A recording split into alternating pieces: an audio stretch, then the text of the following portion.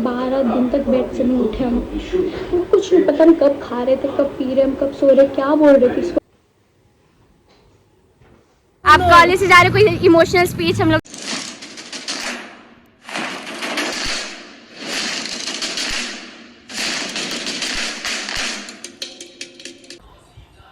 Hi guys, welcome back to my new blog and today is 9th of May and आज मेरा है पहला paper और internals हैं हमारे, जो कि चलने वाला है 16 मई तक। तो मेरे वाइवा हो चुके हैं और आज से थ्योरी पेपर का एग्ज़ाम है। तो और पता है आप लोगों को कि मेरे सेकेंड ईयर में मैंने क्लास ही नहीं किया है, मतलब 4th सेमेस्टर में बहुत कम। एंड मेरे को ना पता ही नहीं है, मतलब एक होता है ना कि पढ़ क्लास में बैठे सब कुछ पढ़ रहा है तो लिख लोगे पेपर, और मैंने क्लास ही अटेंड नहीं किया है तो मेरे को कुछ नहीं पता। मेरा इस पर बहुत ये डर सा लग रहा है कि क्या होगा क्या नहीं। बाकी नोट्स लेके पढ़ा है, बट एक टीचर का पढ़ाना और नोट्स से पढ़ना इज़ वेरी डिफरेंट थिंग। सो मेरा मानना ही है, बाकी आप लोग की मर्ज़ी। एंड तो चलिए रेडी होते हैं और आज देखते हैं कि सबके प्रिपरेशंस कैसे एग्ज़ाम के लिए। एंड काफ़ी कुछ देश में हो रहा है, काफ़ी कुछ मेरी लाइफ में हो गया, तो वो सब बताना आप तो ब्लॉग में बने रहना। एंड वेट गाइस, आपने कुछ नोटिस किया? मेरे बाल छोटे हो गए गाइस, कहाँ इतने कमर से नीचे बाल। सो जब मैं अच्छे से तैरूँगी मैं आप लोग बताना कि मेरे बाल कैसे लग रहे हैं। एंड आप लोगों को बहुत चीज़ शेयर करनी है। अभी जो मैं हूँ और पहले कुछ भी थी, मतलब उसमें बहुत ज़्यादा चेंजेस है एंड बताऊँगी आपको, सब कुछ बताऊँगी। तो रेडी होते पहले रेडी होने से पहले मेरे को झाड़ू देना है गाइस। हाँ, और मानी का पोछा है आज। तो हम लोग ने ऐसे काम डिस्ट्रीब्यूट कर लिए, लाइक जैसे मैं झाड़ू देती हूँ आज तो वो पोछा देगी, और कल वो झाड़ू देगी तो मैं पोछा देंगे, और ऐसे करके हम लोग फिर काम करते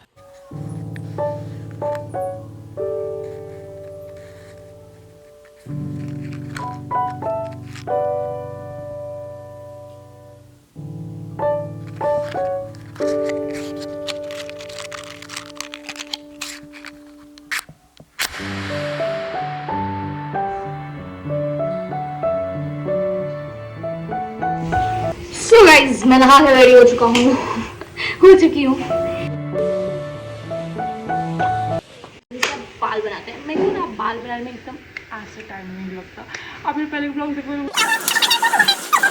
जब तक मैं तैयार हो रही हूँ आप लोग को बता दूँ कि एनियन स्कूल जा चुका है गाइस, क्योंकि उन लोग का मॉर्निंग हो चुका है स्कूल। और दीदी तो पुण्य है, आप लोग को पता ही है, उसका कॉलेज है।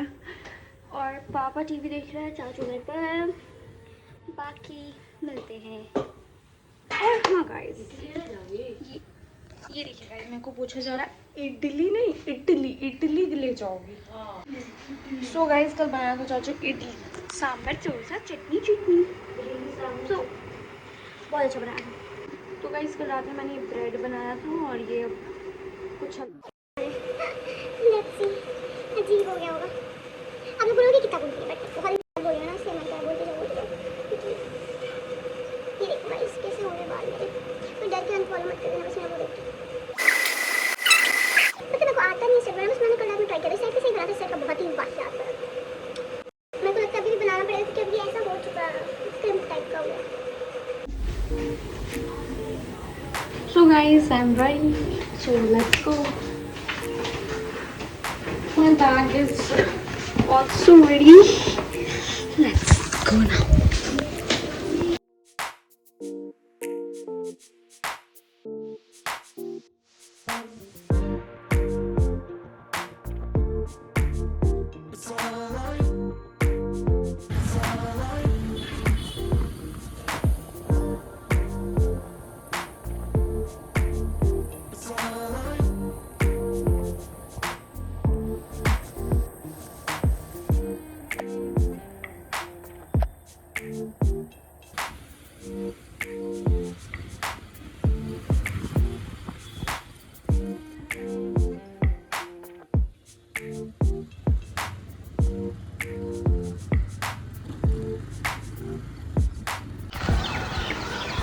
सो गाइस, मैं अभी कॉलेज आ चुकी हूँ और चलते कैंटीन में, देखते कौन कौन आ रहा है। और कैंटीन में ही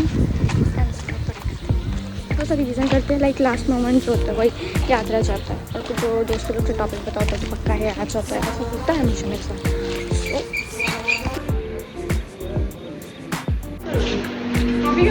तो गाइस, मैं फर्स्ट एग्जाम डन हो चुका है मेरे से भी।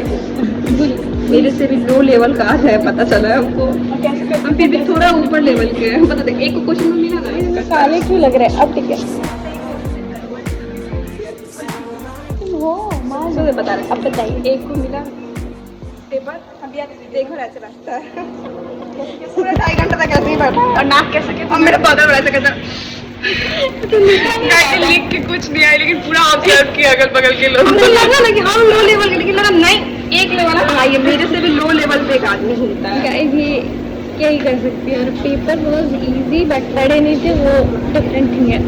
देखिए सो गाइस ये है टिफिन में, और इसका इससे टिफिन नहीं खुल रहा फाइनली। और अनिकेता दी कैसा लग रहा है इसके बाद? आप ये लास्ट है बट ऐसा फील नहीं हो रहा कि लास्ट है, क्यों नहीं हो रहा है आपको? क्योंकि विश्वास ही नहीं हो रहा कि लास्ट है, इतना जल्दी signing off from our president. वाह thank you so much. Purpose वही है। भैया काले क्यों आ रहा है? फिर तो वीडियो बनाई काला ही है तो काला नहीं। भैया भैया अच्छा मेरा बना रही क्या हाँ, है? इधर धूप में आई है। इधर साइड में हाँ इधर शाइन कर रहे हो। हाँ तो आज आपका लास्ट डे कैसे? भाग आ रहा है, भाग आ रहा है। अरे तो भैया आप कॉलेज से जा रहे, कोई इमोशनल स्पीच हम लोग ये देना चाहेंगे कि आप हम लोग को मिस करेंगे, ऐसा कुछ भी? हमें कुछ गाइड कर दीजिए कि जो काम हम तुम लोग को नहीं करना चाहिए। हाँ हाँ बताइए। हाँ। जल्दी बोलिए। कुछ नहीं है मेरे पास। कैसे है? अब मैं दिखा नहीं सकती एक्शंस, गिरी किधर में। सो गाइस कॉलेज से निकल चुकी थी और अब घर पहुंचने वाले हैं। बहुत गर्मी है एक्चुअली, कहाँ आपको बता नहीं सकती। तो गर्मी है, बस प्यास इतनी ज़्यादा लग रही है, तो अभी कोल्ड ड्रिंक लेंगे।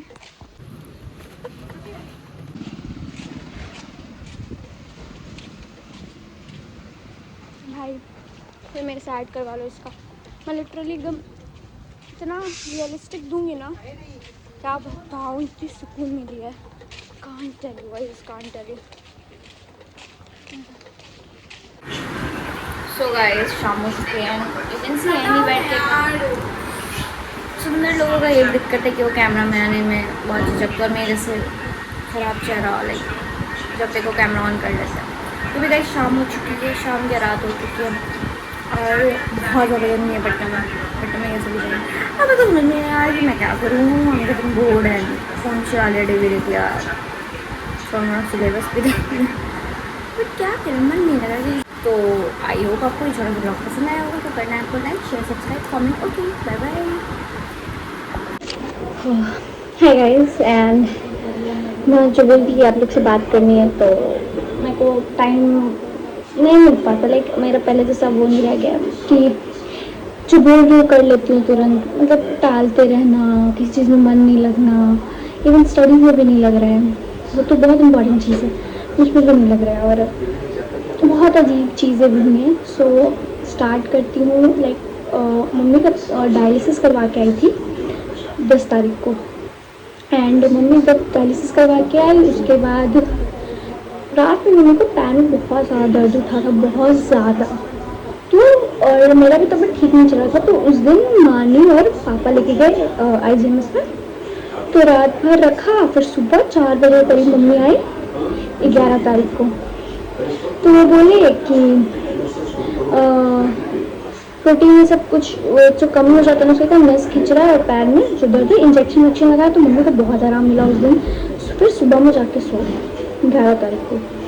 फिर उस दिन शाम में भी मम्मी को वैसे ही बहुत दर्द, तो हम दूसरे हॉस्पिटल लेके गए, वहाँ दिखवाएँ, तो मुझे सेम चीज़ बोला, कुछ अलग ना दवाई लेते, तो जो दवाई दिए तभी मम्मी को कोई फ़ायदा नहीं किया, कोई फ़ायदा नहीं, और ऐसे करके 11 वीक ख़त्म हो गया और मम्मी का दर्द बिल्कुल नहीं हुआ, और वो पूरे एक रात एक दिन पूरा मम्मी बिल्कुल भी नहीं सोई, बिल्कुल भी नहीं। फिर 12 तारीख को फिर मम्मी को सुबह उस दिन मैं कॉलेज गई, हाँ मेरे को काम था, सैटरडे था उस दिन 12 तारीख को मैं गई, और जब तक आई तो देखी कि मम्मी की तबीयत बहुत ज़्यादा ख़राब हो गया, मतलब बहुत ज़्यादा एक्सट्रीम।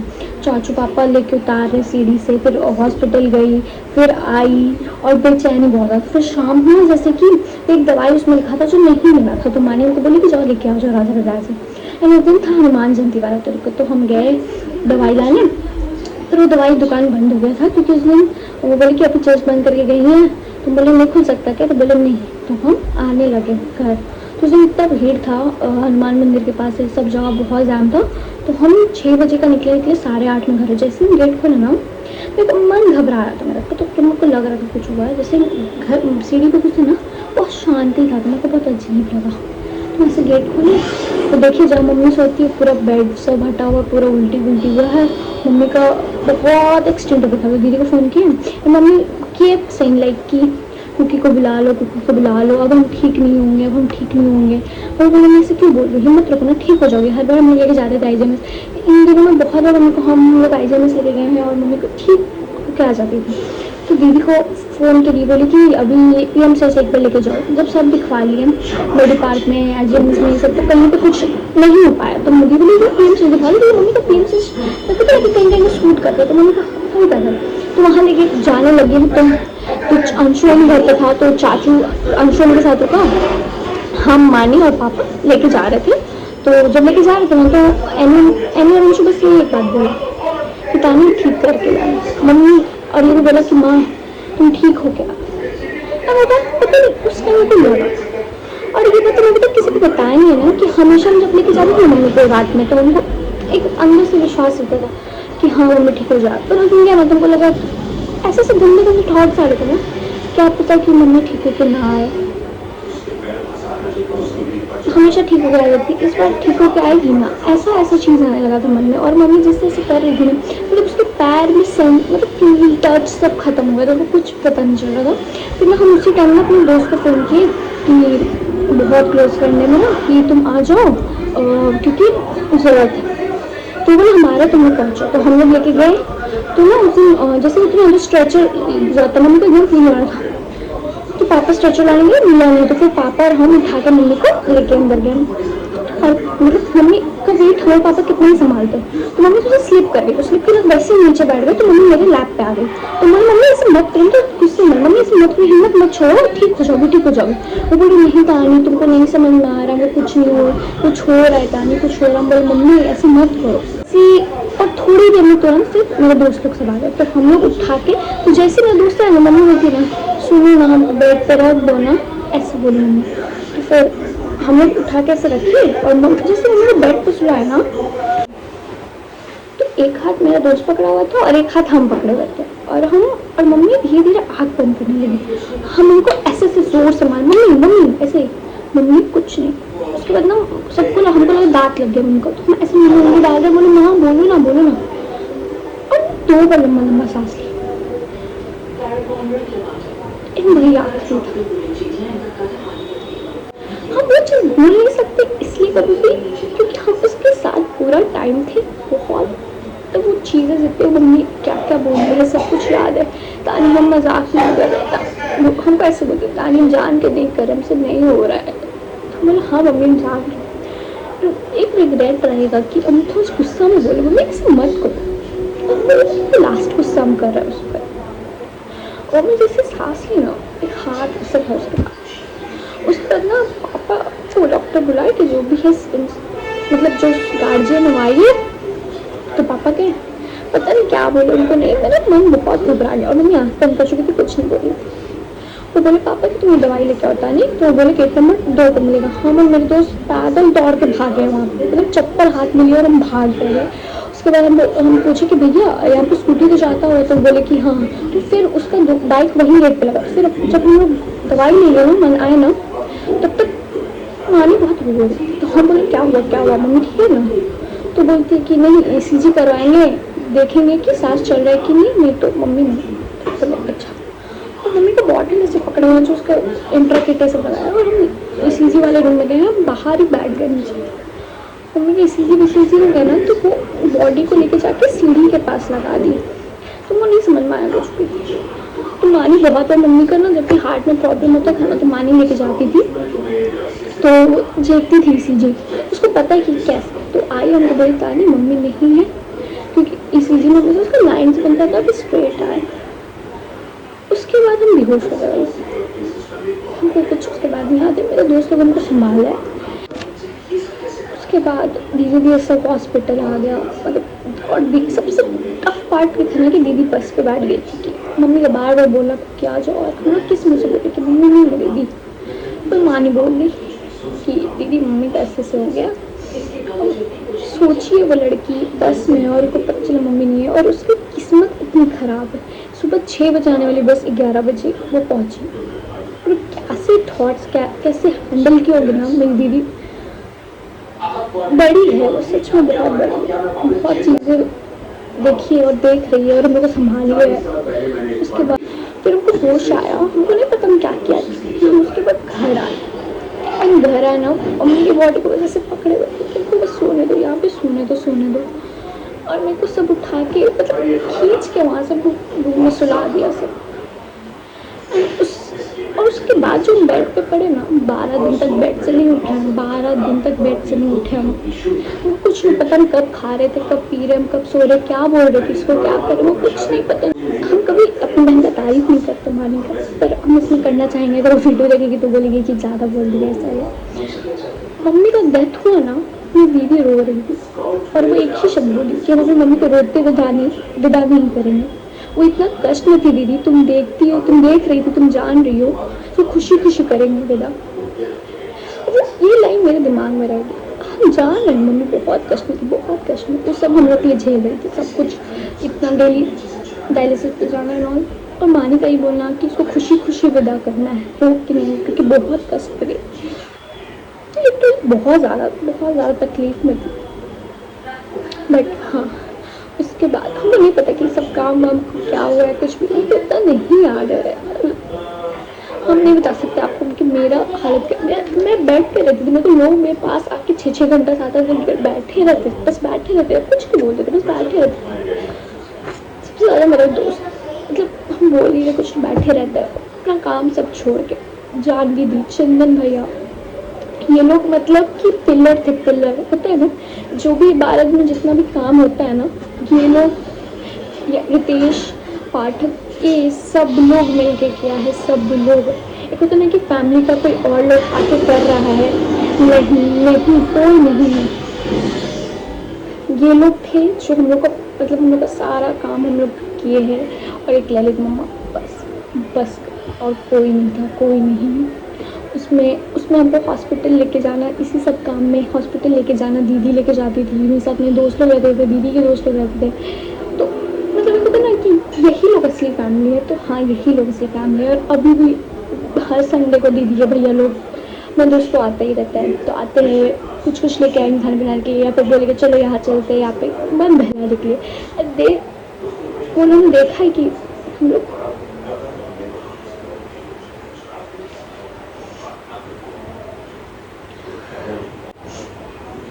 जिस दिन मम्मी का डेथ हुआ उस दिन मेरे जो भी कॉलेज के फ्रेंड्स थे, साजिद, धर्मराज, विशु भैया, ये सब उसी टाइम मम्मी का डेथ हुआ हम घर पहुँचे बॉडी लेके, ये लोग सब खड़े थे नीचे। और मुझे उनको लगा कि कुछ तो कमाया है लाइफ में। बाद में फील कर, बाद में सब मेरे को सब रियलाइज़ हुआ, मेरे को उस टाइम तक कुछ नहीं था कि। और रात भर सब रहे, रात भर मेरे घर पे रहे लोग, ये नहीं कि हो गया चल। और बार बार पूछते रहना कि कैसी होता नहीं ठीक। हम कॉलेज भी गए बीच में कि हमको सब भेजा कि मन बदलेगा, हम गए उसमें भी। तो उनको छोड़े मेरे साथ रहते थे, बैठे रहते थे। उसमें मेरे बहुत सारी नियति पल्लवी लोग थे कि वो बहुत सारी कोशिश करते कि हंसम ये वो। एंड सबसे ज़्यादा मैं ग्रेटफुल अपने प्रोफेसर्स का, बहुत ज़्यादा कि मतलब बहुत ज़्यादा हेल्प की। एक होता है ना कि हमें क्या मतलब है, हम जब भी गए मेरा हाल चाल पूछना कैसी हो तुम, ये सब तो हम बहुत है। सो गाइज, मेरे को बहुत ज़्यादा सपोर्ट मिला है, मोटिवेशन मिली है कि आगे बढ़ो। आई नो लाइफ किसी के लिए नहीं रुकती, चीज़ें वही रहती है, बस लोग नहीं रहते, सब कुछ वैसा रहता है, बस उस आदमी की कमी रहती है। एंड मैंने कभी एक्सपेक्ट नहीं किया था कि मेरे को इतना ज़्यादा सपोर्ट मिलेगा, इतना ज़्यादा। एंड आई एम ब्लेस्ड सही में। सो यही था जो आप लोग से शेयर करना था। एंड मम्मी को 1 महीना होने जा रहा है, आज 10 महीने।